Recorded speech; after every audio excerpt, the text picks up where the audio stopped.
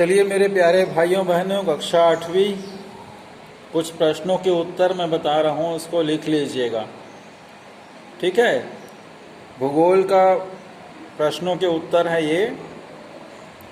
प्रश्न है, प्रतिदिन आपके उपयोग में आने वाली 3 सामान्य खनिजों के नाम बताइए। ठीक है, इसका उत्तर लिखना है आपको, जो हम प्रतिदिन उपयोग करते हैं ना। ठीक है, उत्तर लिखेंगे, हम प्रतिदिन उपयोग में आने वाली 3 खनिजों के नाम इस प्रकार बता सकते हैं। पहला लोहा, दूसरा नमक, तीसरा ग्रेफाइट और चौथा एल्यूमिनियम। ठीक है, यहाँ पर 4 हमने खनिजों के नाम बताए हैं, लेकिन प्रश्न में कितने खनिजों का नाम पूछ रहा है? 3 खनिजों का। तो हमें 3 खनिजों का नाम लिखना है। कोई भी 3 खनिजों के नाम आपको सुंदर अक्षरों में लिखने हैं। ठीक है, दूसरा प्रश्न है, अयस्क क्या है?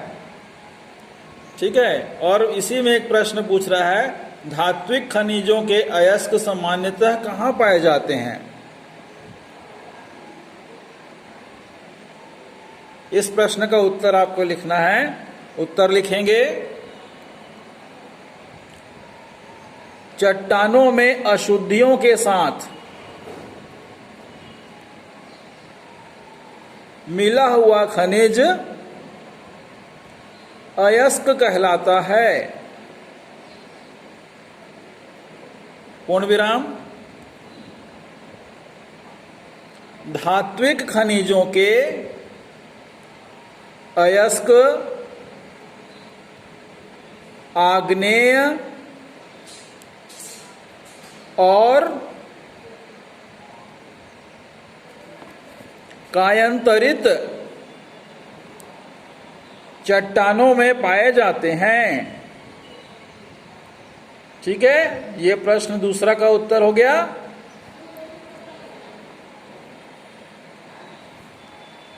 अक्षर साफ बनाएंगे भाई, है ना, और बहनें भी फेयर कॉपी में लिखेंगे।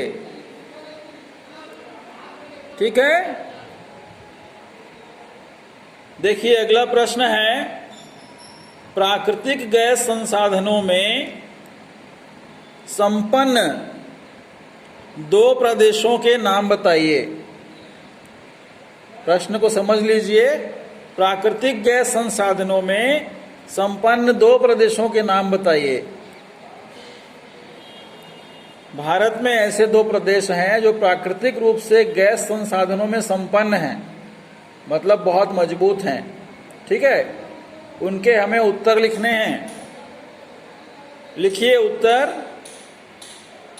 प्राकृतिक गैस संसाधनों में संपन्न 2 प्रदेश निम्नलिखित हैं।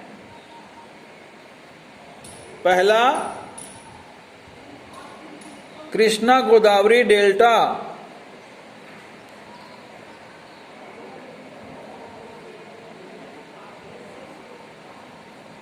और दूसरा, मुंबई के अपतटीय प्रदेश। हो गया? चलिए इसे फटाफट लिख लीजिए, हम आपको आगे और कुछ लिखवा रहे हैं।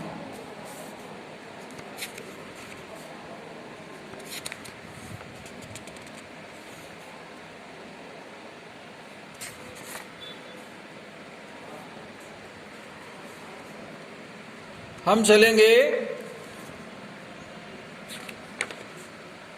अभ्यास के प्रश्नों में।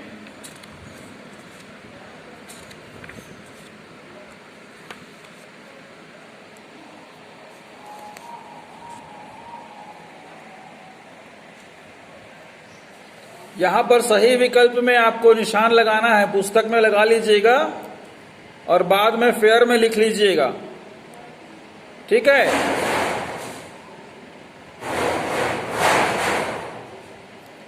इसमें प्रश्न दिख रहा है, निम्नलिखित में से कौन सी एक खनिजों की विशिष्टता नहीं है, ठीक है। क्रम दिया हुआ है, इनमें से सही आपको निशान लगाना है। ये प्राकृतिक प्रक्रिया द्वारा निर्मित होते हैं, उनका एक निश्चित रासायनिक संगठन होता है, वे असमाप्य होते हैं, उनका वितरण असमान होता है। प्रश्न क्या बोल रहा है? विशेषता नहीं है, ठीक है। तो इसमें उत्तर आएगा ग, वे असमाप्य होते हैं, ठीक है। ये इसकी विशेषता नहीं है में आता है, मतलब ये जो खनिज हैं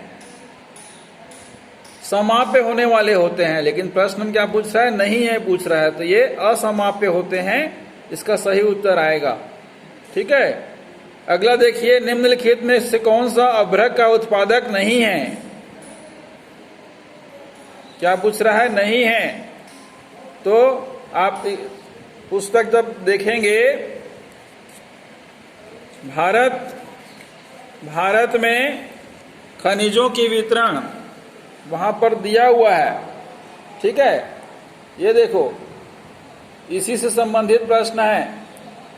अभ्रक नहीं है बोल रहा है, ठीक है, नहीं है बोल रहा है, तो आप देख लीजिएगा इसमें, उसमें कौन सा प्रदेश का नाम नहीं है। तो आप देखेंगे कर्नाटक का नाम नहीं है उसमें, ठीक है, तो उत्तर आएगा कर्नाटक, ठीक है। अगला देखिए, निम्नलिखित में से कौन विश्व में तांबे में अग्रणी उत्पादक है? अग्रणी मतलब आगे, तांबे के उत्पादन के मामले में कौन सा हमारा देश आगे है? इसमें 4 देशों के नाम दिख रहे हैं, बोलीविया, घाना, चिली और जिम्बाब्वे, ठीक है। तो पुस्तक में दिया होगा अभ्रक, ठीक है। अभ्रक वाले स्थान पे देखेंगे खनिजों का वितरण,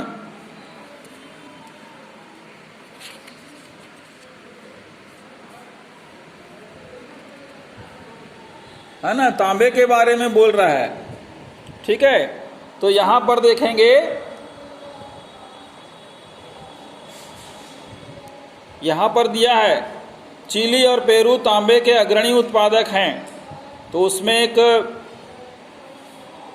दिया है चिली, तो चिली उसमें सही उत्तर आएगा, ठीक है। अभी के लिए इतना ही। अगर कुछ समझ में नहीं आता है तो मुझे फोन करके भी पूछ सकते हैं। आपका बहुत बहुत धन्यवाद।